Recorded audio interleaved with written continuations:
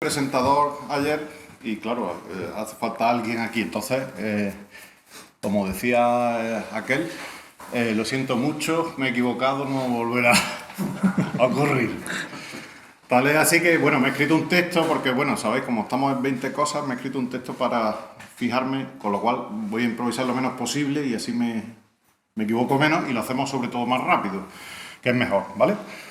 Os leo un poco. El más serio de los Machados, el que parecía menos flamenco, por lo menos, hasta que Morente y Carmen Linares cantaron sus versos, dejó escrito algo así como que entre hacer las cosas bien y hacerlas mal, siempre hay un honrado término medio, que es no hacerlas. Y yo debo confesar que estoy completamente de acuerdo con esta afirmación. Por tanto, que ahora presente a mi querido José Javier León, no solo me supone renunciar a la honradez, al menos en término medio, sino contradecirme en el convencimiento de que igual debería haber estado quietecito, no haber aceptado el reto. Luego no me queda otra cosa que hacer una presentación, incluso aunque sea bien. En cualquier caso, trataré de ser breve, por si puesto a incumplir me saliera un desastre y, en fin, y acabáramos como si no hubiese caído encima un meteorito. No es mi propósito. Hace como 7 años tuve la oportunidad de escucharlo por primera vez. Fue con ocasión de los fastos inaugurales de la Biblioteca Flamenca que Ortiz Nuevo... ¿No está por aquí? Todavía no. Bueno, pues Ortiz Nuevo quiso regalar a su pueblo, ¿no? Podría decirse que todavía hoy seguimos a la espera de que su pueblo, quizá incrédulo, o quizá porque toda su credulidad la invierta en fe mariana, todavía no ha aceptado el valioso regalo. Esperemos que suceda más pronto que tarde, ¿no? Créanme que a estas alturas, aunque no lo aparente, aunque yo no lo aparente, he escuchado bastantes conferencias y no pocas veces me ha rondado la idea de preguntarme qué hacía yo allí, que para qué estaba. En el caso de la conferencia que yo escuché de José Javier, no fue así, sino al contrario. Y como a mí, que me consta, a muchos de los asistentes nos conmovió aquella forma de exponer argumentos, ideas y dudas. Abro un paréntesis. Si hay alguien que esperaba que glose el currículum de José Javier, que pierda toda la esperanza. Para eso está Google. Los invito a buscar en Google José Javier León y se encontrarán allí con un pantallón de cosas. Por aquello de que todo libro, sea cual sea su género, siempre lleva un pedazo de su autor, yo me propongo definir a José Javier León a través de 3 de su obra. La he elegido quizá un poco aleatoriamente, quizá un poco por mi gusto propio. Y posiblemente también porque me sirvan para construir esta cosa, que es de lo que estoy hablando. Insisto en que seré breve. Cronológicamente tenemos el título El duende, hallazgo y cliché. Aquí nos encontramos con el investigador preciso, riguroso, definidor e incluso ingente. Y también con esa especie de antisistema flamenco o antisistema del flamenco que a base de hondura acaba por desmitificar y en cierto modo destruir la mitología de este arte, por otra parte tan falsa como todas las mitologías. Por supuesto, aquí también está José Javier orbitando alrededor de Lorca. En sí mismo, José Javier, yo creo, siempre lo he pensado, es tan lorquiano en su conocimiento, en su propio pensamiento, en su actitud, que me resulta indiscutible y no mencionar este detalle. Ortiz Nuevo, que es experto, entre otras cosas, en bautizos sobrevenidos, lo llama Federico. Madre que lo parió. Ahí es nada. El segundo libro nos remite al José Javier docente. Yo diría que hasta alevoso. Diría que hasta alevoso por cuanto este libro es una colección de frases recopiladas en sus más de 20 años de profesor para extranjeros, que a base de errores lingüísticos terminan por construir una especie de antología poético-humorística maravillosa. El libro en cuestión se llama Guiriguerías. Es una obra de sus alumnos, pero también de él mismo. Porque al fin y al cabo él fue quien se fijó en esos prodigios lingüísticos. Y al fin y al cabo la eligió como aficionado que es a los juegos malabares de palabras que tanto espabilan la neurona, ¿no? Y por último está el Nasciturus, un libro que viene de camino. Se conoce el título, Bolero, el vicio de quererte, y se conoce también la portada, en la que aparecen una representación de Eva y Adán a un mordisco de perpetrar su primer pecado. Yo, estoy convencido de que lo leeré, pero antes de leerlo quiero apostar ante todos ustedes de que ahí nos encontraremos con todo lo que José Javier tiene de sentimental e incluso de seductor, tanto que creo que no me quedo corto si afirmo que, mal que le pese al flamenco, puesto a bailar, él prefiere un agarrao.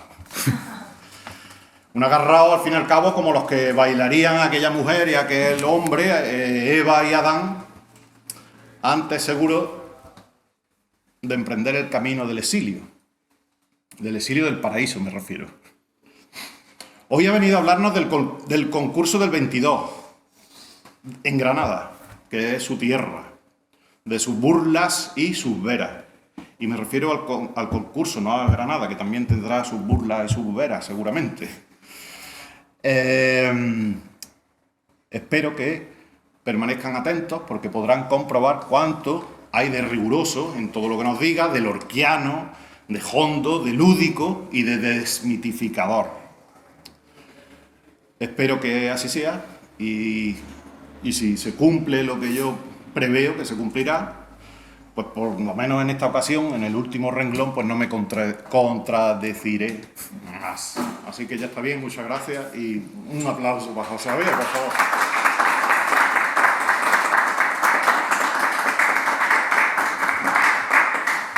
Estaría muy bien que esta fuera la conferencia y ya nos pudiéramos ir a tomar algo. Porque, bueno, yo solamente puedo decir gracias. Siempre con las presentaciones el conferenciante dice no merezco, pero es que esto no lo merezco, de verdad. Entonces, vamos a ver cómo salgo de esta. Bien, porque, bien. Bueno, mi idea es comentar una serie de textos, y eso puede ser un poco pesado si los textos no están cerca, ¿no? Entonces voy a intentar aligerarla, ojalá pueda, ¿no? Parto de una cuestión, y esa cuestión es lo que estoy viendo yo este año, lo que estoy oyendo y lo que estoy leyendo, ¿no? Sobre el concurso del 22. Y casi todo, en Granada sobre todo, claro, donde se ha celebrado, no sé qué adjetivo poner, o qué adverbio, ¿no? Alegremente, solemnemente, repetidamente, mucho mente. Declaraciones de prensa de gente importante, presentaciones de conciertos. Todo era como lo que decía Luis Lavaur, la repetición de la repetición de la repetición. Pero hecha por personas, y me voy a incluir, con bastante menor talento lírico que aquella. Que Falla, que Lorca, que Gómez de la Serna. Da igual lo que nos parezca el concurso del 22, pero tenían un talento muy claro. Y ahora no paramos de repetir una serie de lugares comunes. Ha habido momentos para mí de un enorme sonrojo, no voy a decir, pero en un concierto, concretamente la presentación, fue como para levantarse y decir algo, ¿no? Decir, basta ya, ¿no? Entonces, eso me impulsa un poco a volver a un territorio que es el territorio del humor, que es el de un librito que yo he pergeñado y que se llama Burlas y Veras del 22. Yo he recogido ahí una serie de textos, ¿no?, que prescinden de esa solemnidad que le estamos dando al 22. Y que es lo que suele pasar con todo, ¿no? A veces cosas que empiezan, esta mañana lo hablaba con Miguel Ángel, cosas que empiezan en una reunión entre amigos se convierten en algo a los 20, 30 años, en algo extremadamente solemne. Y no les voy a hablar de la llave del cante, que empezó con una reunión entre amigos, con una broma flamenca. Bueno, pues algo parecido pasa en el 22. En el 22 hay mucho humor y, de hecho, a mí me llama mucho la atención, la voy a mostrar muy desde lejos, luego si quieren se acercan porque pasar el ordenador es un coñazo, pero la imagen que más se ha repetido, que más se está repitiendo en todos los periódicos, en todos, sobre el concurso del 22, es una caricatura. Una cosa tan solemne y resulta que la imagen que ha quedado es una caricatura, es esta caricatura, la de Sancho. Es una caricatura, luego la ven ustedes, luego hacemos un petit comité, que es una gran caricatura. ¿Por qué no ha quedado una imagen de lo más solemne, no? Bueno, pues quizá porque se hicieron mal las fotos, se hicieron pocas fotos, no lo sé. Ha quedado esta imagen y ha quedado la imagen del cartel de Manuel Ángeles Ortiz, básicamente. Pero créanme, casi todos los artículos reproducen un momento que es el segundo día de concurso, en el que, para terminar, el cielo decidió descargar un tormentazo y la gente salió en estampida. Pero algunos de ellos, los que no salieron, cogieron las sillas y se las pusieron en las cabezas. Y esa es la imagen que reproduce. Están todos los notables, están todos. Está Andrés Segovia, está Hermenegildo Alans, está Falla, está Lorca, está Zuloaga, todos con las sillas, el agua cayendo y en el estrado, el Tenazas cantando, Montoya tocando la guitarra y una mujer que es la niña de los peines, de perfil, con cara de un poco de pocos amigos. Quizá diciendo, pero si yo no estuve aquí, porque no estuvo allí. Pero gracias a esta caricatura y a otras cosas todo el mundo repite y repite. Federico García Sanchís, que es un tipo muy interesante, a mí cada día me resulta más interesante, y de una trayectoria muy compleja, escribió sobre este día: el chaparrón final no pasa de un bromazo flamenco entre compadres que se han puesto un poco guasas. Bueno, pues esa es la imagen que ha quedado de una cita que concita muchas solemnidades, ¿no? Quizá demasiadas. Hay un primer texto que les voy a comentar que tiene que ver con la afición y la profesión. Digamos que sea el tema más traído y llevado de aquella cita, ¿no? Y sobre el que hay más consenso, incluso los más partidarios de que aquello fue un gran evento, etcétera, finalmente dicen, bueno, pues es posible que sí fuera un error excluir a los profesionales, ¿no? Aunque de todo se sigue diciendo, ¿no? De hecho, hay una cita de Manuel Centeno, que ahora voy a leer en su contexto, pero que le pregunta Galerín a Manuel Centeno: ¿y por qué no admiten a los profesionales? Y dice Manuel Centeno: qué sé yo, eso no lo han estudiado bien. Vea usted el reglamento. Pero es curioso, porque esto lo publica Galerín desde Sevilla. Y los de la comisión lo están leyendo todo, pero todo. Y finalmente deciden invitar a Galerín, son gente lista. Entonces Galerín va a Granada. Y empieza con ese buen tono, ahora lo verán, y luego pues va también entre burlas y veras, destilando su ironía e informándonos de cosas. Voy a leerles un fragmento de algo que Galerín era un periodista de Sanlúcar que vivía en Sevilla, y para mí ha sido una gran fuente de información, ¿no? Y él escribe desde antes, y luego cuando va a Granada va escribiendo, ¿no? Va escribiendo cada jornada lo que va pasando. Entonces, antes desde Sevilla, escribe: el concurso de cante jondo, que se celebrará los días 13 y 14 del actual en Granada con motivo de las fiestas del Corpus, ha despertado gran interés entre los profesionales y aficionados de Sevilla, comentando cada uno a su modo el programa. Lo de excluir a los profesionales ha caído muy mal. ¿Quién va a cantar entonces? Nos decía las otras tardes el célebre artista Centeno, que irá a Granada como espectador a conocer a los que, no siendo profesionales, optan a premios. Los aficionados que cantan bien, nos decía, aceptan contratos porque hoy un gran cantador cobra buen dinero. ¿Y por qué no admiten a los profesionales? ¿Qué sé yo? Eso no lo han estudiado bien. Vea usted el reglamento. Y nos entrega el reglamento del concurso, cuyo apartado tercero dice: podrán tomar parte en este concurso todos los cantadores de ambos sexos, con exclusión de los profesionales, que sean mayores de 21 años. A los menores de esa edad se les permitirá asistir. Los profesionales podrán enviar a sus discípulos y en la adjudicación de los premios que obtengan se insertará el nombre del maestro. Y dice Centeno, los discípulos. ¿Y quién sabe cuáles son los discípulos? Todos cantamos el cante que más nos agrada o está en armonía con nuestras facultades y no hay maestro ni discípulo. El cante que piden no lo saben los jóvenes. Vea usted, serranas, polos, cañas, soleares, martinetes, tonás, livianas, saetas viejas. Ahora mismo no hay más que 2 en Sevilla que sepan cantar algo de eso tal y como hay que cantarlo. El amigo Centeno, dice Galerín, que hubiera llamado la atención cantando soleares, se queda con las ganas. No sé si requiere mucho comentario esto porque habla por sí solo. O sea, primero dice, los aficionados que cantan bien cobran contratos. Por tanto, un aficionado, si canta bien, deja de serlo en el momento en el que cobra. Aquí no estoy descubriendo nada, pero es que la línea entre el aficionado que empieza a cobrar y el profesional, como me dijeron en Barcelona, que fui a hablar de esto, ¿dónde está? ¿Quién la sitúa? Y en segundo lugar, esta puya, ¿no? Que a mí me parece extraordinaria, ¿no?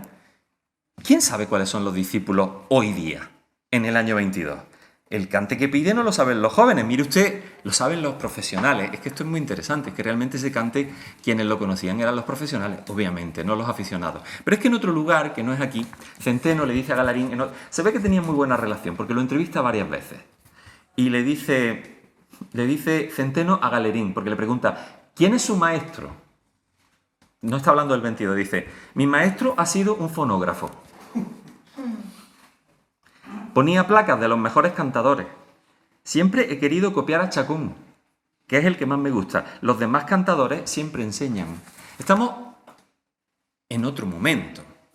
Y lo dicen las personas que están en el asunto. En un momento en el que la transmisión, digamos, oral, por familia, está siendo ya muy idealizada. Los propios organizadores del concurso la están idealizando. O sea, mi maestro ha sido un fonógrafo, no se puede ser más gracioso.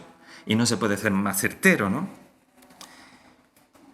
Después de esta primera aproximación, ¿no? O sea, esto lo escribe Galerín desde Sevilla, pero luego Galerín es invitado a Granada y ahora veremos en un momento determinado lo que Galerín dice cuando llega a Granada y también las pequeñas pinceladas que nos dan a entender su visión de lo que él presencia día a día y su conocimiento también del mundo flamenco sevillano y del mundo flamenco en general. El segundo punto, por tanto, lo he titulado Ejercicios espirituales y sacrilegio. Y tiene que ver con un texto de Federico García Sanchís. Les digo algo sobre Federico García Sanchís. Era muy conocido. Él se presentaba como charlista, no como conferenciante. Y ganó mucho dinero como charlista. De hecho, en Granada, Federico García Sanchís está en un teatro. Pero los días el 13 y 14 de junio de 1922 eran las fiestas de Granada, que este año es que casi ha coincidido. Saben ustedes que el Corpus es una fiesta móvil, ¿no? Pues este año, por un día, han caído casi en su sitio, ¿no? Y, claro, en el Corpus en Granada, pues hay otras cosas. Hay muchas cosas, o había, cada vez hay menos, ¿eh? Y esto sí que me ha sonado añejo al decirlo, me he sentido muy viejo, ¿no? No, pues entonces no, es mentira. No es que cada vez haya menos, es que cada vez me interesan a mí menos las cosas que hay. Perdón, mis disculpas, porque luego le regaño yo a mis alumnos y miren lo que acabo de decir. Bueno, pues está Federico García Sanchís dando una charla, nada menos que con Antonia Mercé, la argentina. No la argentinita, con la argentina. En un teatro en Granada. Y cobrando, claro. Antonia Mercé está en Granada. Y está presenciando todas aquellas cosas, pero no puede participar. Federico García Sanchís, con el tiempo, va a ser llamado Federico el Malo, por los miembros de la tertulia del Rinconcillo. Allí están pues Mora Guarnido, Lorca, todos estos jóvenes, ¿no? Fallaba de vez en cuando, para diferenciarlo de Federico García Lorca, al que llamaban Federico el Bueno. Pero Federico el Malo, por malo que fuera, escribía muy bien y tenía mucha gracia, pero mucha gracia.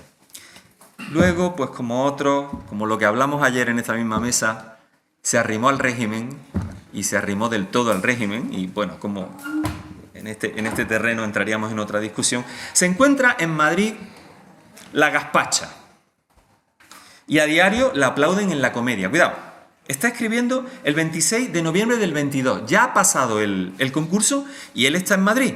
Y en el Teatro de la Comedia va la Gazpacha. ¿Y qué pasa con la...? Pues no, es que la Gazpacha estuvo en Granada. La Gazpacha cantó. La zambra de las Gazpachas fue la zambra que fue a Granada. Pero tampoco participaban, porque no podían participar, porque eran profesionales. Pero si no hay un poquito de baile, aunque sea un concurso de cante, ¿quieren que se lo diga yo? Que soy profesor de guiri. Lleven ustedes a un guiri a un concierto de cante. Te linchan luego.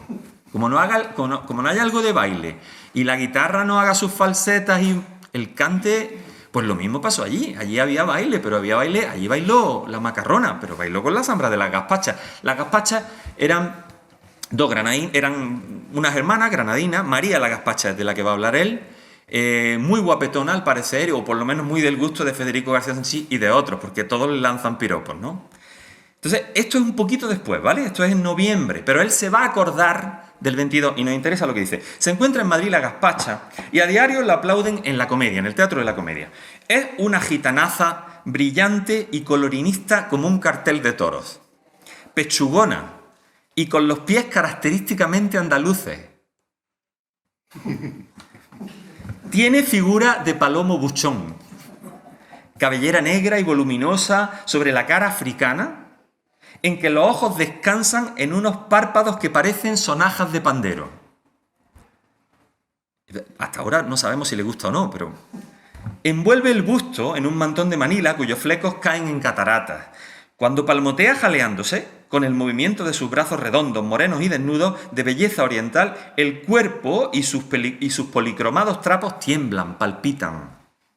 Detrás de ella, en contraste con su abundancia y su flojedad de rosa que se deshoja, el traje oscuro y escueto, el rostro cetrino y escueto del guitarrista y la escueta amarillez de la guitarra. Aquí hay un hombre con un estilo literario, nos guste o no. Desde nuestra butaca, en el teatro madrileño, contemplando y escuchando a la Gazpacha, volvíamos a saborear la velada alhambrina. En el simpático cromo y el chascarrillo en acción del Niño de Oro, la Gazpacha constituye la única verdad. Hasta en los menores detalles. Por ejemplo, solo ella bebe vino auténtico en la zambra que lo necesita para entonarse. Yo creo que voy a parar un poquito aquí porque hay mucha cosa, ¿no? Aparte de todo ese conjunto de piropos que no sabemos si son piropos, que sí lo son.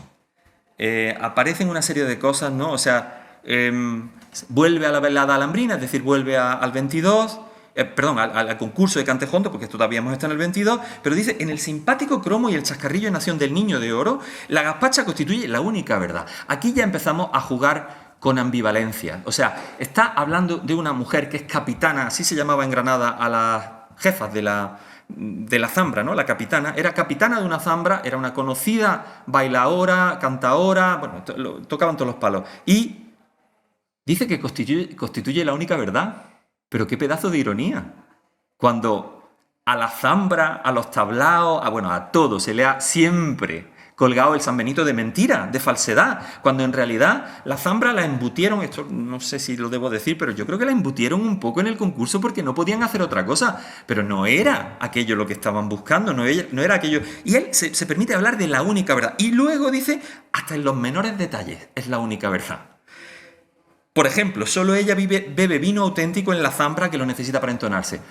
Un poquito después les hablaré de la pequeña cruzada que hubo en la institución libre de enseñanza para que no se nombrara siquiera al vino, a las palmas de jaleo y a la juerga en el concurso. Este lo sabe. Este no escribe así porque sí, este lo sabe. La lógica de la escena se quiebra aparentemente como un bastón al meterlo en el agua. Esa mujer, que trae una ráfaga de los Cármenes a la calle del Príncipe, simboliza en su tierra la falsedad grata al turismo. Acaba de decir que ella es la verdad y ahora dice que en su tierra simboliza la falsedad grata al turismo. Y a propósito, un recuerdo. Tomó la Gazpacha parte en el concurso de Cantejondo. El viejo Estenazas, la ciega, el niño Caracol y el de Jerez, gárgola que escupe y canta, definieron cañas, polos, martinetes y seguirillas. Lo hondo, lo que quería el concurso. y llega la señora Gazpacha. Y sin cuidarse del fin purificador de los ejercicios, le ha faltado decir espirituales. Y sin cuidarse del fin purificador de los ejercicios, aprovechando la ocasión del lucimiento, se arranca por granadinas. Prohibidas en el concurso, en la parte de concurso. Bueno, prohibidas, quiero decir, no estaban contempladas, era un cante derivado, o sea, no era aquello lo que se reivindicaba. Se arranca por granadinas. Las mismas que viene cantando a los ingleses, las de la comedia, y que son, con respecto a los hondos, como un morito de zarzuela junto a los del riff. O sea, las granadinas o granadinas son como un morito de zarzuela si lo comparamos con los moros del riff. Es la única referencia que he encontrado a una guerra que se está desarrollando en ese momento. Me parece también muy interesante que esa guerra no se mencione en ninguno de los textos. No sé si Miguel Ángel, que va a hablar mañana de esto, pues quizá haya encontrado, pero en los textos que hablan de flamenco casi no se menciona la guerra del Rif. Y esto me recuerda a una pequeña investigación que yo le ayudé a hacer a un amigo mío, que era marido de una gran amiga mía, profesora mía de literatura, y si ellos me mandaban algo, con tanto como ellos me ofrecían, entonces me fui a Madrid a mirar en la revista, creo que era Lecturas. En los primeros meses de la Guerra Civil no hay ni una mención a la Guerra Civil en la revista Lectura. No pasa nada. Aquí no pasa nada. Pues es un poco lo mismo, ¿no? La Guerra del Rif no se menciona apenas en los textos flamencos relacionados con el concurso. Bueno, pues dice eso y dice, el público que no entiende de influencias bizantinas y árabes en sus cantos, la puya ahora es contra Manuel de Falla, que acaba de proclamar que el cante hondo viene de la música bizantina, lo que los gitanos traen de la India, la influencia árabe, la influencia hebrea. El público que no entiende de influencia bizantina y árabe en sus cantos, que reconocía lo suyo, rompió en aplaudir con un entusiasmo desenfrenado. Y he aquí al pobre maestro Falla, enfurecido y sin atreverse a subir al tablado, reclamando desde abajo a la sacrílega. Que si quieres. La Gazpacha, embajadora extraordinaria del Sacromonte y del Albaicín, se vengó contra tantas gafas de carey que por entonces cayeron sobre los flamencos como doctores en agonía. Yo creo que si lo comento lo estropeo. Las gafas de carey son como los gafapastas de hoy, ¿no? O sea, que cayeron sobre los flamencos como doctores en agonía. Está hablando de la intervención de los intelectuales y la está criticando, pero con toda la distancia del mundo, con toda la gracia del mundo. Pero lo mejor de todo, concédanmelo ustedes, es el pobre don Manuel. Don Manuel, que era un hombre apocado, supuestamente. Vallejo ayer, no me acordé de preguntarle, pero creo que ha encontrado unos textos donde parece que a don Manuel ponía firme a un regimiento. Entonces está abajo diciendo cállate, haciéndoles esto, pero cállate, sacrílega. Pero eso es lo más bonito de todo él, porque además, ¿quién está presidiendo el tribunal de los hondos? Don Antonio Chacón, el creador de la granadina. La ironía es redonda, es perfecta. Tercer punto a tratar. Eso es un galicismo y no debería haberlo dicho. Tercer punto por tratar. El vino sombrío del chulo profesional, lo he llamado. Esto tiene que ver con algo de Federico, el verdadero, no el malo, ni el bueno, ni yo. Bueno, el bueno, perdón. Esto es de la conferencia de Lorca. Y Lorca, como dijimos aquí ayer, como estuvimos hablando, en realidad en su conferencia del 22, con 24 años, lo que reproduce ideológicamente son las ideas de Falla, ¿no? Pero luego es bastante original cuando habla de otras cosas. Por ejemplo, las letras flamencas, ahí ya se nota a alguien que tiene ideas suyas, ¿no? Ahora bien, cuando habla del cante hondo y de su corrupción, está reproduciendo ideas que yo creo que son fundamentalmente de don Manuel. Vamos a ver, leo un fragmento. En esa conferencia, la del 22, porque pequeña cosita, en el año 30 Lorca revisa esa conferencia y escribe Arquitectura del cante hondo, y es muy interesante ver los cambios. Lorca ha cambiado algunas ideas, sigue fiel a algunos principios de don Manuel, pero en otros, quizá, en mi opinión, por la influencia y por la amistad con Ignacio Sánchez Mejía y con la argentinita, ha ido a juergas, le han contado cosas y cambia. Ya verán. Todos habéis oído Lorca hablar, todos habéis oído hablar del Cantejondo y seguramente tenéis una idea más o menos exacta de él. Pero es casi seguro que a todos los no iniciados en su trascendencia histórica y artística os evoca cosas inmorales. La taberna, la juerga, el tablao del café, el ridículo hipío, la españolada en suma. Y hay que evitar, por Andalucía, por nuestro espíritu milenario y por nuestro particularísimo corazón, que esto suceda. No es posible que las canciones más emocionantes y profundas de nuestra misteriosa alma estén tachadas de tabernarias y sucias. No es posible que el hilo que nos une con el oriente impenetrable quieran amarrarlo en el mástil de la guitarra juerguista. No es posible que la parte más diamantina de nuestro canto quieran mancharla con el vino sombrío del chulo profesional. Y son esos cantos, señores, los que desde este último tercio del siglo pasado y lo que llevamos de este se han pretendido encerrar en las tabernas malolientes o en las mancebías. Sigue Lorca, pero esto es quizá lo que más nos interesa y, bueno, en una conferencia escénica que yo hice con Belén Maya y que fue una preciosidad, yo reproducía algunos fragmentos de libros de aquí del señor Ortiz, de esos libros memorialísticos en los que recoge testimonio de Tianica la Piriñaca y de Pericón de Cádiz y la relación directa que había en aquella época entre vino, juerga, prostitución y flamenco. Y lo cuentan además con gracia, a veces con un punto de dolor. Es decir, esta obsesión, ¿no?, por no es posible, fíjense en la estructura sintáctica, ¿no? No es posible que las canciones, no es posible, está diciendo que es algo que existe, ¿no? Lo que quiere es que eso desaparezca, es la idea regeneracionista de alejar, digamos, unas canciones que nacen en un contexto de ese contexto. Y no me parece ni bien ni mal, lo que me resulta un poco pesado es la obsesión, la repetición en eso, porque en mi muy modesta opinión en esto, todas las canciones populares urbanas del siglo XX nacen relacionadas con todas, nacen relacionadas con los bajos fondos, con el vino, con la juerga, con, bueno, no se llama juerga en otros sitios, e incluso con la prostitución. El rebético, no hay duda, el tango, el bolero, la copla, el fado, el flamenco. Pero aquí tenemos la contraoferta. Años después, y a mí me regañaron un poco, me han regañado últimamente mucho.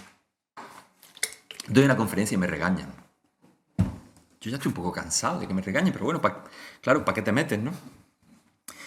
Este es un testimonio de Manuel Ángeles Ortiz, pero claro, no es contemporáneo. Entonces me dijeron, bueno, sabe Dios, esto es a toro pasado, y además lo recoge Antonina Rodrigo, como si la pobre Antonina estuviera... A mí el testimonio me parece muy interesante, aunque sea muy posterior. Manuel Ángeles Ortiz no era una persona conocida en el año 22, era muy joven y no hizo declaraciones. Pasa que Lorca se ve que era un hombre ya con esa edad, tan joven, y escribiendo un libro como el que escribió, porque Lorca escribe con esa edad Poema del Cantejondo, que ya es un gran libro. Y hay, por cierto, no la voy a recordar de memoria, y lo siento, una frase de Melchor Fernández Almagro sobre Lorca, diciendo que él está viendo ya en ese joven a una luminaria del futuro. Es impresionante que lo diga en el 24. Manuel Ángeles no, Manuel Ángeles tiene otra personalidad, y esto es, por tanto, un testimonio posterior. Le está hablando Antonina Rodrigo. En aquel tiempo, el mayor exponente de la intelectualidad española estaba representado por la Institución Libre de Enseñanza. No todos sus componentes acogieron bien la idea del concurso y nosotros necesitábamos su espaldarazo. Para darle a conocer lo que queríamos rescatar, empezamos a organizar fiestas flamencas para los de la institución. Teníamos prohibido que hubiese jaleadores. Esos hombres que hay siempre en los cuadros flamencos que hacen palmas y animan al cantador con su ¡ole! ¿Vamos a ver cante bueno? O simplemente ¡muy bien! Y cosas por el estilo. Porque todo esto era lo que repudiaban los de la institución. Ellos decían que el cante es una cosa que no tiene nada que ver con la juerga y el vino. Evitemos, cita, lo que es jaleo y dejemos lo que es el cante puro desnudo. Don Fernando de los Ríos me censuró los ornamentos que representaban la juerga en mi cartel, como el vaso, la botella de vino, elementos que motivan que el cantador se caliente y entre en trance, Y por otro lado, cuando se calienta es cuando bebe. Y eso es lo que no aceptaba la institución. Ahora yo les proyectaría, pero no se lo voy a proyectar, luego lo ven ustedes, el cartel donde en efecto ese cartel tan interesante que hace Manuel Ángeles, ¿no? Y que es un triunfo, ¿no? de la modernidad, ¿no? en aquel ambiente que hay que reconocer. Y esto es una idea que yo llevo estos días como pensando un poco, no sé cómo la voy a desarrollar, igual luego la hablo con algunos de ustedes, pero a mí me parece que tanto Manuel de Falla como Federico García Lorca, como estamos hablando de grandes vanguardistas, ¿eh? Y todos ellos, pero grandes. Manuel de Falla, en El amor brujo, da un paso de gigante para el ballet español y para la representación de lo flamenco. Y Federico García Lorca, en Poema del Cantejondo, está utilizando los elementos de su día para proyectar el flamenco de una diferente manera, ¿no? Y ahí está, es un libro magnífico para un hombre tan joven. Y Ramón Gómez de la Serna escribe algunas greguerías con base flamenca que son también un alarde de espíritu vanguardista. Lo que yo me pregunto es, ¿por qué eso que ellos hacían en su propio arte se lo negaban de alguna manera al flamenco? No sé si me entienden. Esa es mi posición un poco actual y un poco mi pensamiento, y no sé qué debo escribir o qué debo... Pero por ahí voy, ¿no? Es decir, pero si ellos fueron unos grandes vanguardistas, quizá la explicación es sencillamente que no veían al flamenco como un arte, sino como un folclore. Pero esto lo podemos discutir más tarde. Galerín, en una pequeña frasecita del 18 de junio, escribía con unos días de... ¿no? No es como hoy, que el teletipo no. Entonces tenía que llegar a Sevilla y publicarlo en Liberal. Pero esto es del día, creo que 14, dice: durante el descanso se bebió de lo lindo, pues la comisión había cuidado de que a los artistas no les faltara lo más indispensable para ponerlos a tono. Bien, ¿no? Estamos bien. Por un lado, pero por otro. Pero es que Ramón Gómez de la Serna, yo muchas veces cuando leo todos estos testimonios digo, pero vamos a ver, pero si aquí lo que importa un poco es reírse, ¿no? O sea, tanto los que vienen de la parte de la comisión como los que están un poco allí metiendo puya, todos coinciden en algún momento en que si nos reímos, primero nos vamos a divertir y segundo, alguna luz arrojaremos. Ramón Gómez de la Serna fue el que presentó el concurso. Es verdad que de carambola un poco, pero Ramón Gómez de la Serna dice algunas cosas que no sabe si le está tirando pullas. O sea, no sabe si se está riendo del concurso, si se está riendo de los que critican al concurso, si se está riendo de sí mismo o si simplemente trabaja en su propio beneficio y gloria, que es lo que normalmente hacía. Después vino la zambra gitana, dice Ramón Gómez de la Serna, y se produjo esa retozonería del alma que solo produce la zambra infernal de los gitanos, bailada como alrededor del fuego siempre. Ya se mueven esas gitanas con sin igual soltura, pues la disciplina las amaestra, siendo la que la mantiene con rigor terrible su reina, una mujer solemne y brava y que tiene interrupciones célebres al jalear a las demás y jalearse a sí misma. Son estas gitanas granadinas que viven en cuevas como serpientes de la tierra que revelan la raíz del ritmo. Forman un coro de cabezas de bronce y patillas durísimas, de hierro forjado, cuando sentadas achuchan y animan a la bailadora. Qué bien han servido a la macarrona, que bailaba con sinceridad suprema y como la más perfecta representante del baile jondo. La zambra está jaleando a la macarrona, que no está en el concurso, pero que está bailando jondo. Ya empezamos, ¿no? Tan jondo, el baile de la macarrona, que ya lo baila como en la sala de baile de los infiernos. ¡Anda y cómetela ya! ¡Que son muchos hombres! ¿Qué haces, desgraciada? Son los jaleos que él reproduce de la zambra. Lo repito, ¿no? ¡Anda y cómetela ya! ¡Que son muchos hombres! ¿Qué haces, desgraciada? Gritaba a la macarrona en medio del jaleo la capitana de los gitanos, cuando la macarrona hacía los respingos más hondos y la larga falda de volantes se embolantaba más y la envolvía en ondulaciones. La macarrona es la superviviente del baile hondo y ha quedado consagrada como la única. Es que es maravillosa e inimitable, porque no solo su danza, sino el tamaño y color de su falda se atienen a la medida antigua, sino que los volantes son almidonados con un punto de almidón que solo ella sabe cuál es.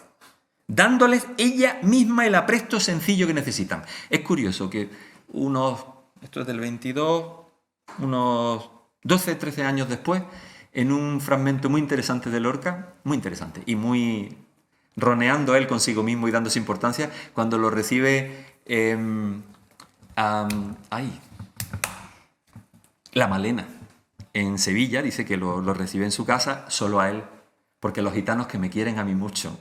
Y di todo el rato, porque me han invitado, y entonces entra en su cama, en la cama que le ha preparado La Malena, y habla de lo mismo, del punto exacto de almidón y el olor de manzanas que desprende. Bueno, es muy interesante ese tema. Pero yo veo ahí una conexión, ¿no? Ellos leyeron todo lo que se estaba publicando en aquel momento, ¿no? El cante y el baile hondo han quedado pues consagrados. Yo no salgo de mi apogeo, como decía ayer un cantador. Ya lo podemos decir todos nosotros, ¿eh? Lo de no salgo de mi apogeo cada vez que... Yo ya he escrito a mi mujer, decía también otro, que esto es algo indescriptible, que no la puedo decir por carta.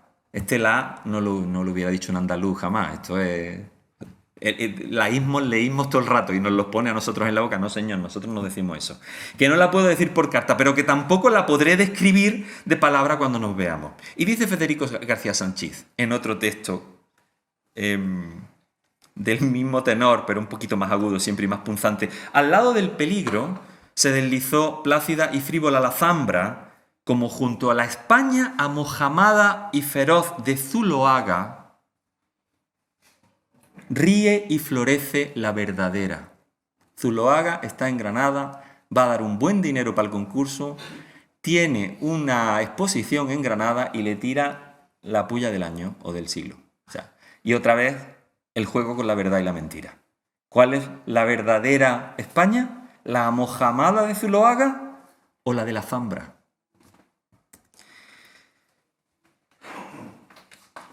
Vamos a volver un poquito al vino, porque como ya pronto dice Ramón Gómez de la Serna.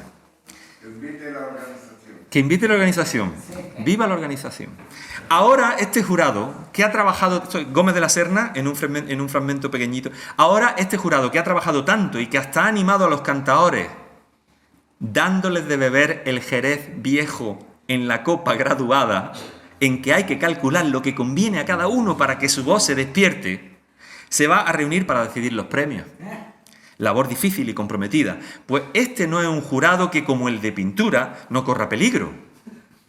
Este corre peligro de ser navajeado, pues todas las pasiones hondas son terribles, y este publiquito se las trae. Esto lo está publicando este tipo contemporáneamente. A mí mismo me han contado que mientras lanzaba mi conferencia, uno del auditorio, con una pistola en mano y apuntándome, decía a los amigos de su grupo: ¿qué? ¿Lo mato ya? Dudo mucho que nadie sacara una pistola en él. Lo dudo mucho, pero igual se lo inventa él, lo de que saque la pistola, pero no dudo que lo dijera. ¿El qué lo mató ya? Gómez de la Serna estuvo allí perorando de los ruiseñores de la Alhambra que sonaban, de los gnomos del Generalife. El público quería ya oír cantar y lo que estaba era negro. Y seguramente alguien del público dijo: ¿qué lo mato ya? Se lo dijeron a él. Bueno, pues esto lo escribe en el 22. En el año 48, en su libro de memorias, que es un gran libro, porque Gómez de la Serna es un gran autor, que se llama Automoribundia. No me digan que el nombre no es bueno para un libro de memoria. Automoribundia, ¿no? De 1948, su único recuerdo, digamos, definido del concurso de Granada, ya no escribe 12 crónicas como escribió, no. Se resume un poco en esto. Dice: el jerez que bebí a escondidas con los de la comisión, detrás de las gitanas encandiladas en lo alto del estrado, me quitó la secura que me había entrado. Y vuelve a repetir la anécdota de ¿qué? ¿Lo mato ya? Solamente recuerda esas dos cosas.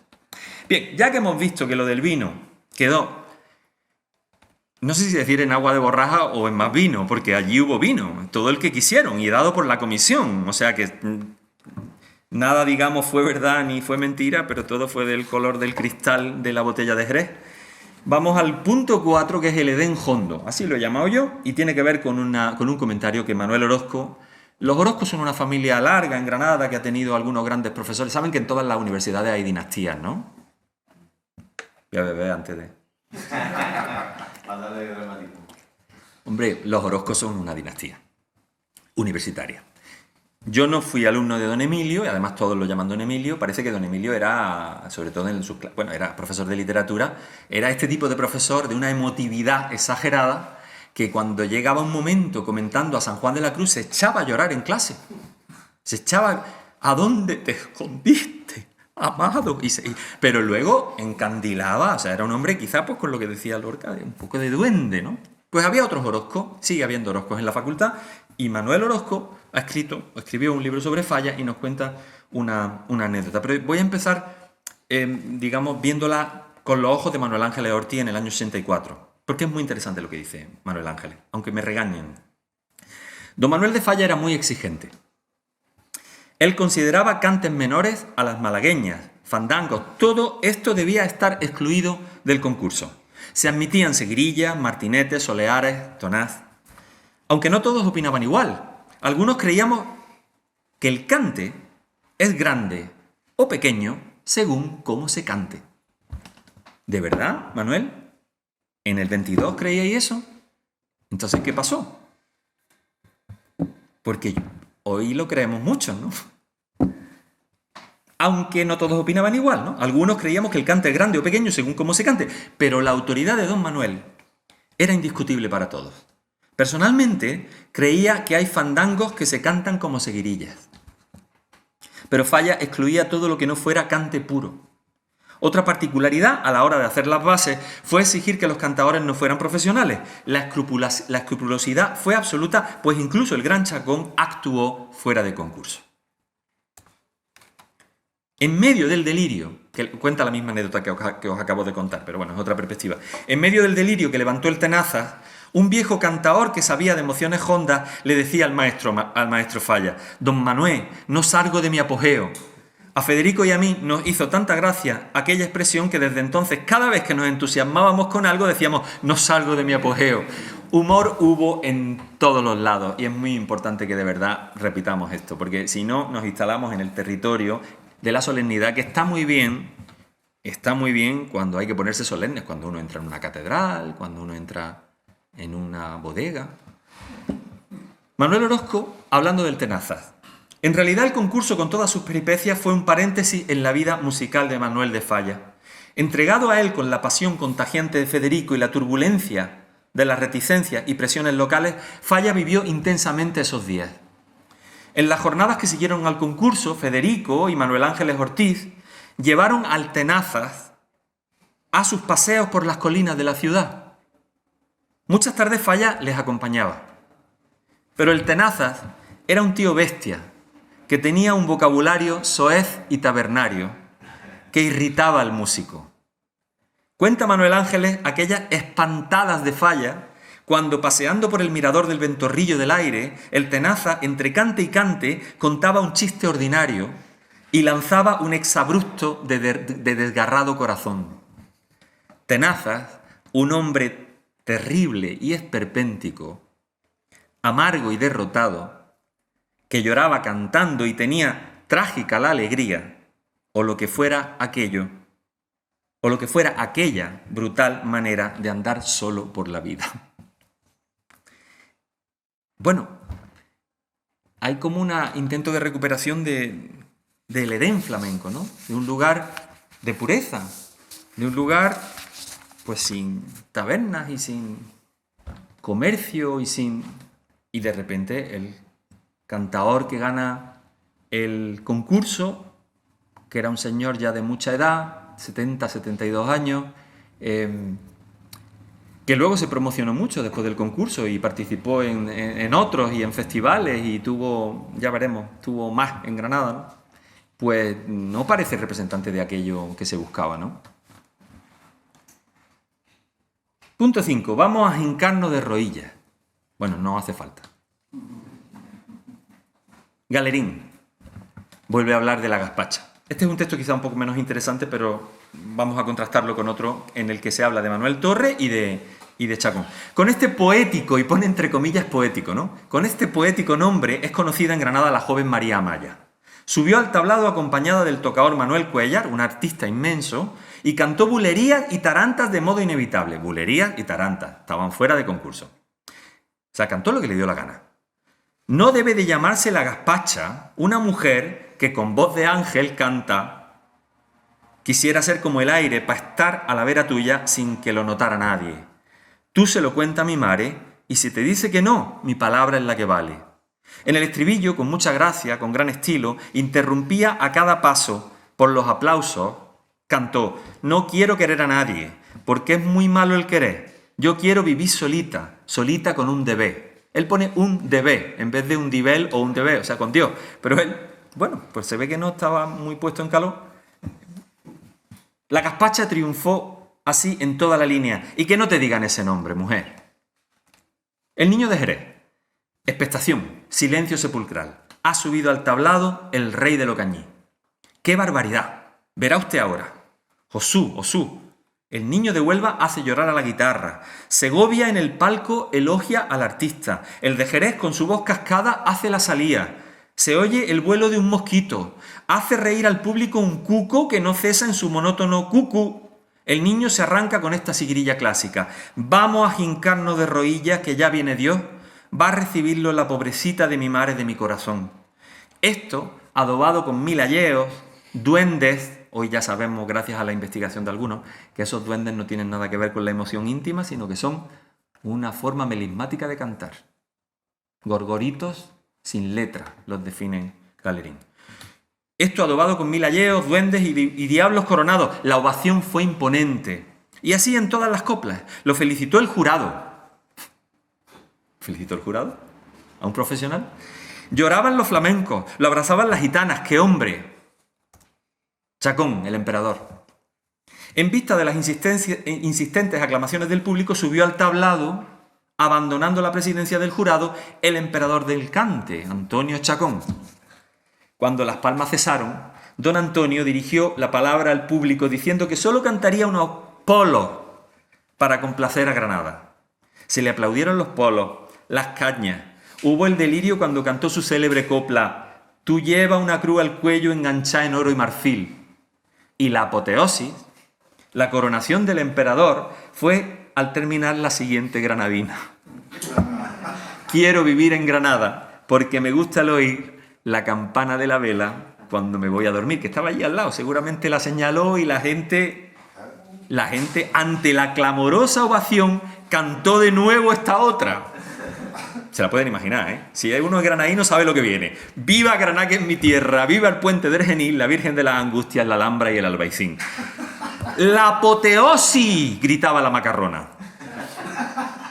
Los granadinos, locos de contentos, felicitaban al mejor cantador del mundo. Fue lo mejor de la noche. ¿Y qué es lo mejor de este texto? Esa última frase. Fue lo mejor de la noche. Ahí está la pequeña pulla irónica de Galerín. Por tanto, el concurso no fue lo mejor del concurso. 6. El viejo y el niño.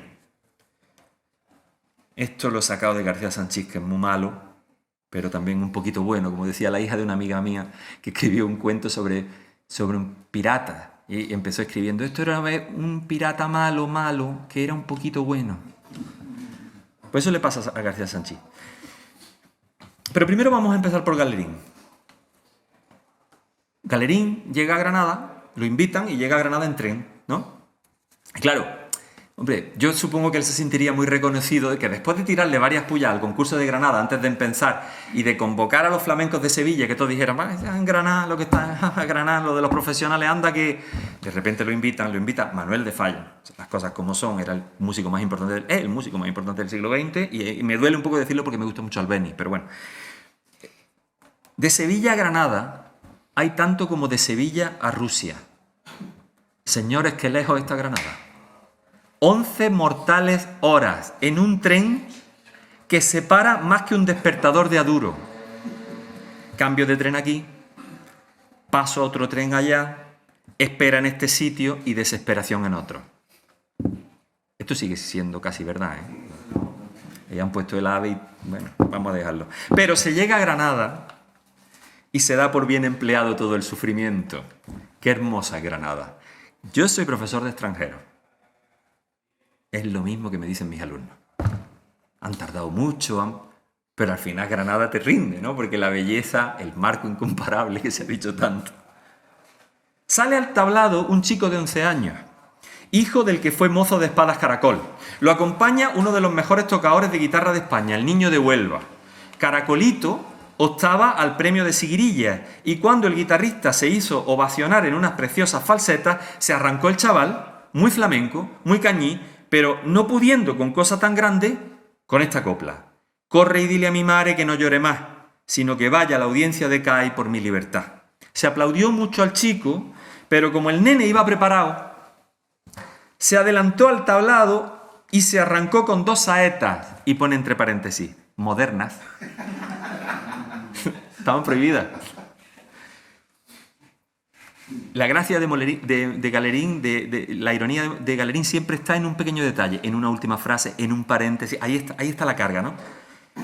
Y se arrancó con 2 saetas modernas, formidables, que arrancaron una tempestad de aplausos. Galerín no para de decirnos que lo que arranca los aplausos en Granada es casi siempre y sobre todo lo que el concurso no contempla como lo que debería. Es verdad que también cuando canta el Tenaza en alguna ocasión le lanza piropos, ¿eh? No quiero ser muy algo. No era aquello lo que se pedía, dice Galerín, pero se ha premiado.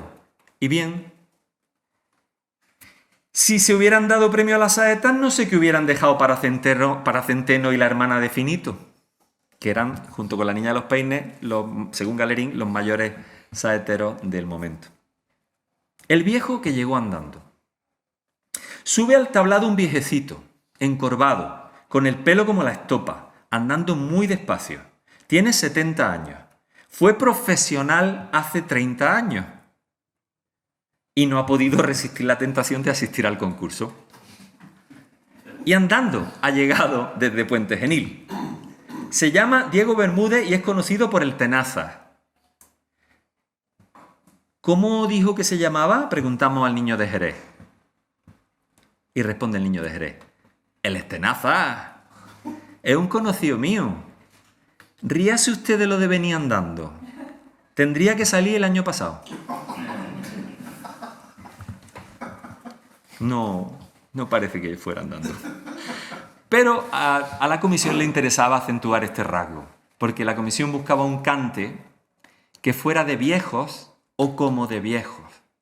Y por tanto le interesaba acentuar la idea de esa lucha, ¿no?, que luego recoge Lorca en algunos aspectos y que recoge Luis Rosales, esa lucha con el cante. Luis Rosales, en un texto muy interesante, habla de que a él le gusta el cante de viejos o el cante que parece de viejos porque le gusta esa agonía. Agonía, en griego, significa lucha.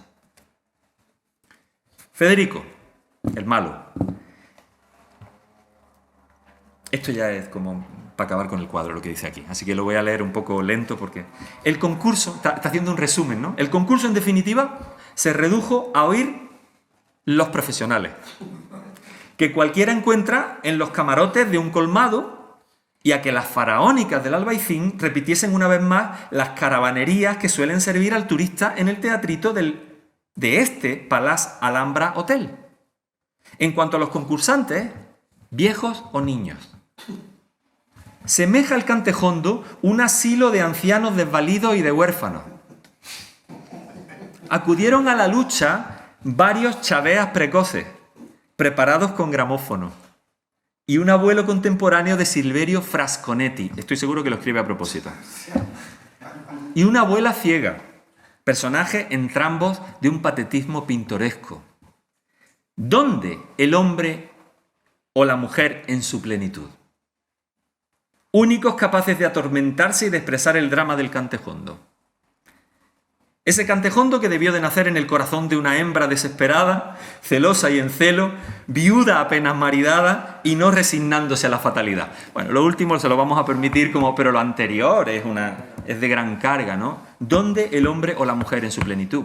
Es decir, pues, está muy claro.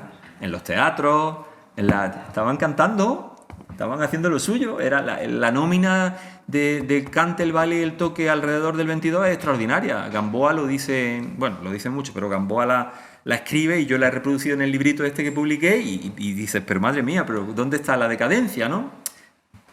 Bueno, ellos entendían la decadencia en efecto como otra cosa y algunas virtudes tuvo el concurso y se recuperaron algunas cosas y las grabaciones que se hicieron tuvieron su importancia y, en definitiva, en mi opinión, que esta sí que es mía, es que lo que pasó es que el flamenco, que es un gran ladrón, que es un ladrón profesional, pues se apropió del concurso y se apropió de la proyección que le dio el concurso. Y se hicieron concursos de cante jondo con ese nombre, y permítanme una pequeña apreciación aquí. Ya se hacen en el 22 otros dos, si no recuerdo mal, en Cádiz y en Sevilla. Pero es que en el de Huelva, del año 23, que se llama Concurso de Cante Jondo de Huelva, cuando lees lo que se puede cantar, resulta que se puede cantar todo. Y cuando lees los participantes son profesionales. El flamenco ya se ha apropiado de algo, ¿no? En su beneficio. Pues muy bien. Bueno, esto es... ¿Cómo vamos? ¿Vamos mal o fatal? Voy terminando. Esto es otra vez del Guasón de Gómez de la Serna. La ciega cantó sus coplas con litúrgica emoción, como una imploración a los cielos, y el viejo cantador de Morón, que vino a pie desde Puente Genil, volvió a lanzarnos sentenciosos cantares. Este viejo sigue siendo el profeta Elías del cante jondo, que ha venido del fondo de la vida con sus palabras graves y solemnes a convencer al género humano. Lo que el cante jondo tiene de cante llano se exalta en las salmodias de este viejo aturdido de rimismo. Yo sostengo que es un patriarca de las catacumbas, algo más que un obispo que ha salido de los subterráneos de la fe para conmover al mundo. Una de las cosas que más se me han hundido en el alma esta la segunda noche, ha sido el canto funeral, con más hondura que los responsos que cantan deprisa y mecánicamente en los cementerios, y cuya letra es esta. La enterraron, la enterraron, la enterraron, la enterraron, la enterraron, la enterraron, la enterraron, la enterraron en el panteón chiquito del desengaño. Hubieran dicho más veces, ese la enterraron magnífico, si el público no se hubiera cansado levemente iniciando un murmullo. Que la enterraron más prodigioso. Tenía el tono de las campanas que doblan a muerto y el sonido irreparable de las paletadas de tierra sobre la caja. Mucha tierra, porque la enterraron muy en lo profundo. Al Tenaza lo habían emborrachado y por eso cantó tantas veces la enterraron, porque no se acordaba de lo que seguía. Y él lo sabía, ¿eh? Ramón lo sabían todos. La monotonía bien cantada y bien imponente del cante jondo es su mayor gracia. Esta repetición de la enterraron me recordó a los... Yo creo que no lo voy a leer todo porque... Me recordó a los ay, ay, ay, ay, ay, ay, ay, ay, ay, ay, ay. Sigue como 20 veces. En interminable serie, 50 folios, que figuran en un libro de actas de la Inquisición, al relatar los tormentos dados a un pobrecito hereje, el de la agonía más larga, el del alma más grande y rebelde. Punto 7 y último, y que he titulado Y hasta otro día que seré más breve. Y es el resumen que hace Galerín, que parece que no dice nada como siempre, y el último día escribe: se declararon desiertos otros premios. Ha comentado los premios, ¿no? Ha comentado todos los premios, pero no los voy a aburrir, no todos los, más o menos lo sabemos, ¿no? Se declararon desiertos otros premios. Los premios de guitarra se han concedido. El de 500 pesetas a José Cuéllar y al Niño de Huelva 250. La Macarrona, el Niño de Jerez, Caracol y otros artistas eminentes han cobrado su contrato. Y cobraron bien. Me lo han dicho ahí los bichillos del centro artístico. Y terminó el concurso que tantas discusiones ha promovido en Granada. Como festejo nuevo, ha resultado estupendo. ¡Qué inteligencia! ¿No? Como festejo nuevo, ha resultado estupendo. Como cosa artística, vale. Esos cantadores cantan a diario en todas partes. El triunfo rotundo ha sido para los guitarristas y para la comisión, que ha recaudado más de 6.000 duros. Y hasta otro día, que seré más breve. Y ahora yo les hago una pequeña reflexión y con esto acabo. Tiene que ver con... Bueno, esto ha sido sobre todo a partir de textos de humor, de burla, ¿no? Bueno, pues yo voy a hablar... No voy a hablar, voy a leerles algo que yo he escrito. Ahora soy yo y es Paco de Lucía, que ha venido a echarme una mano. Esta propensión que hay en el flamenco, este regusto que ha habido, que es romántico, tardorromántico, ¿no? Y que tuvo su reflejo ayer en lo que hicisteis.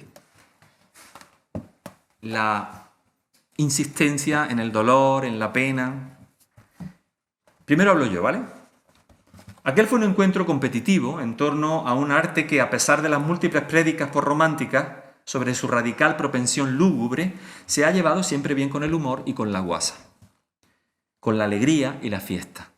Así lo declaraba Paco de Lucía en 1995 para un documental del alemán Michael Merth.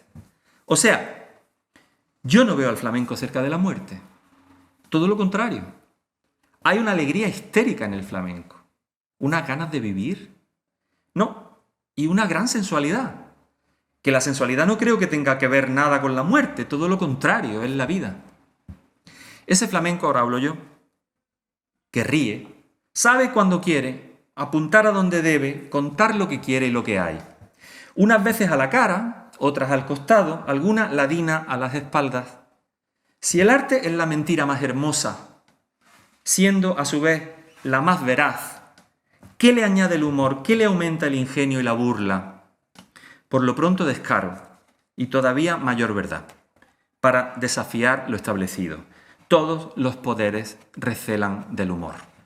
Y como esto, a pesar de ser sobre humor, ha sonado un poco solemne, les voy a contar una pequeña anécdota. Dos, pero una es que no puedo proyectarla, y le gustaría mucho aquí al que se ha inventado el cabildo. Se lo voy a enseñar así. Esto es... Luego la veo.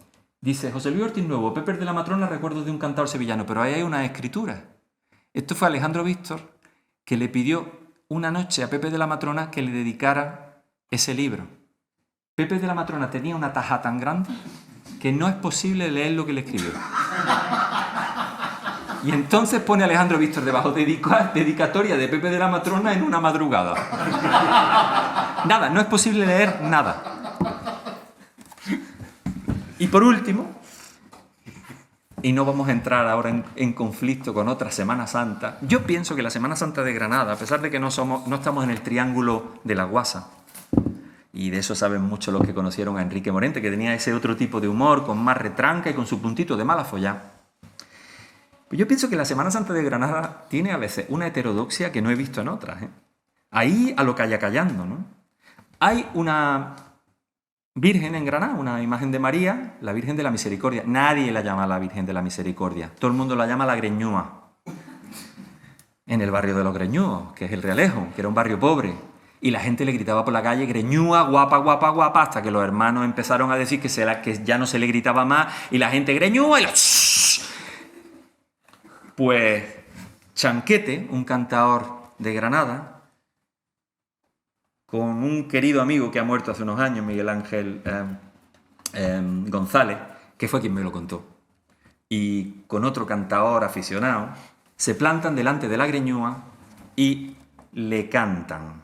No lo voy a cantar, aunque me gustaría. Virgen mío, borracho, Virgen mío de mi arma. Repito, Virgen mío de mi arma, aquí te vengo a rogar que a los presos les des vista y a los ciegos libertad.